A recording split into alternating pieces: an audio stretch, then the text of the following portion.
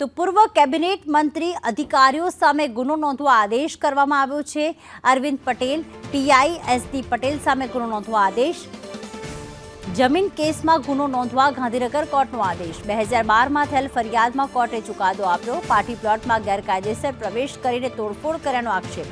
અરવિંદ પટેલ અને તેના સાગરીતો પર પક્ષપાત કર્યાના આક્ષેપ। પોલીસે પક્ષપાત કર્યાના આક્ષેપની કોર્ટમાં અરજી થઈ હતી। પોલીસે ફરિયાદીની ફરિયાદ ન લેતા કોર્ટમાં અરજી કરવામાં આવી હતી।